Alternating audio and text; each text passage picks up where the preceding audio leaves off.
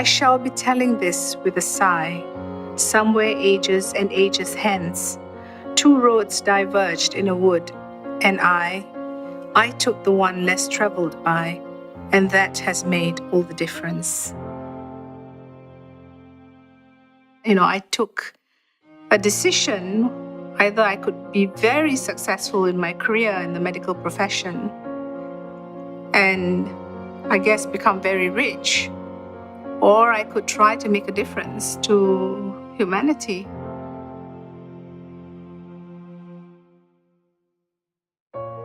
I was watching television with my son, and I kept saying, well, I wanted to help in this disaster in North Korea and Bosnia and everything, and I never went. And I was actually sitting with him, and he was 5 years old, watching the news, and he just looked at me very innocently at 5, saying, "But you're a doctor, why aren't you helping them?" And that really, I said, he's absolutely right. This is something I've always wanted to do, and there's no excuse now for me. Jemilah was an emerging figure in the humanitarian world. Having founded Mercy Malaysia, which turned out to be one of the most interesting non-governmental organizations, representing something that one really hadn't thought and understood sufficiently. And that is, how do NGOs outside the Western-dominated sector really cope? What can they do? What can they offer? And I certainly think that Jemilah gave all of us a very clear insight into what that could be.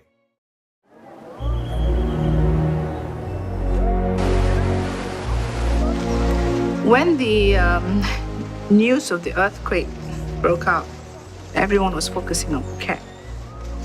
We called our emergency operations meeting. We sat down and I said, there's no news coming from Aceh and the epicenter is just off the coast. I bet you everything's knocked out. So why don't we make our way there and then send another team to Sri Lanka?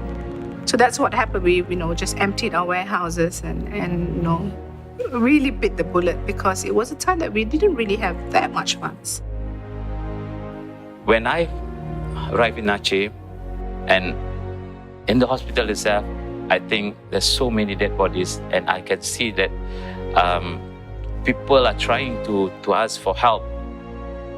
I'll straight call Dr. Jemilah, and I mentioned to her that this is actually the worst ever mission that I have ever been.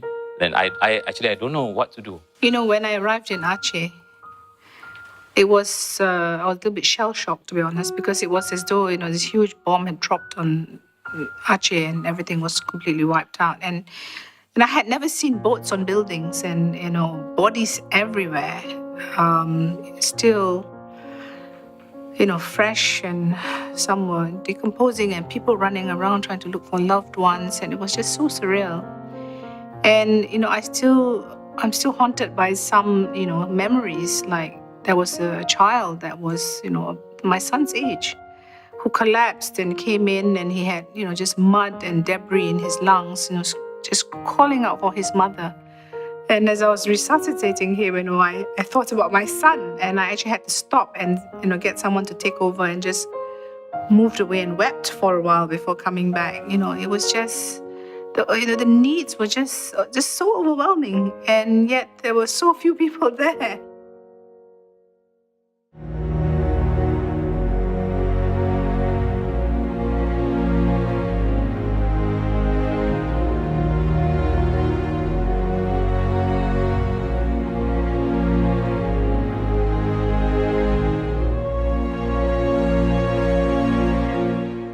People didn't have, a mental picture of what Muslim women could do. And here was Dr. Jemilah, who was up there.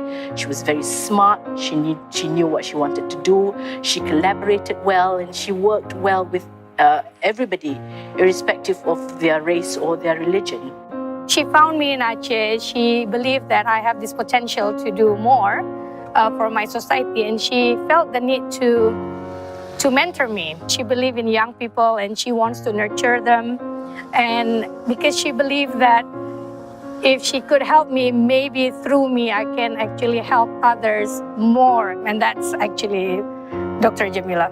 It's very important to Jemilah that the local people become part of helping each other. And so she works a lot with volunteers. It's very important to her to empower volunteers, to train them, to use them in the work. She's also very pragmatic in developing local solutions that are creative and not necessarily just providing aid, but provide empowerment to help people help themselves. We work with local masons, with the government agencies, with international organizations, with business sector, trying to tell them that, we need to think now that we're not going to rebuild risk. And that has been my mantra for the longest time, that it's not just about going in to give assistance, it's about making sure we leave communities stronger than they are, and that we need to build resilience. Dr. Jemilah stepped down as president of Mercy Malaysia after 10 years in 2009. She joined the UN for 2 years.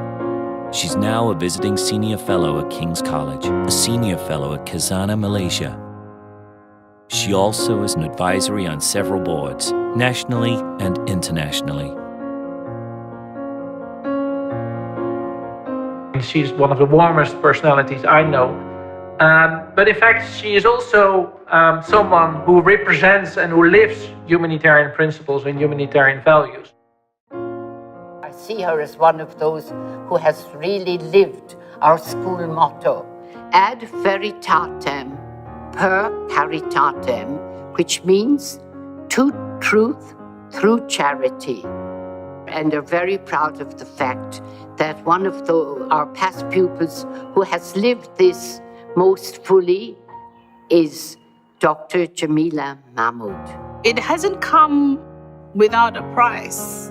I know how many birthdays I've missed and Eid celebrations, and you miss the years sometimes that your kids grow up and suddenly like they're grown up in front of you, and I always say to them, I seek your forgiveness for that, but I hope you realize that you have to share me with the many million children that don't have a mother to look out for them.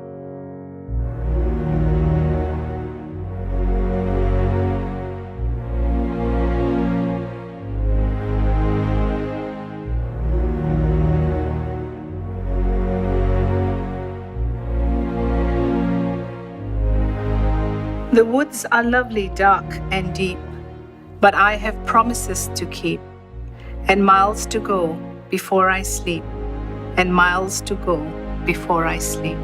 And that's how I feel right now.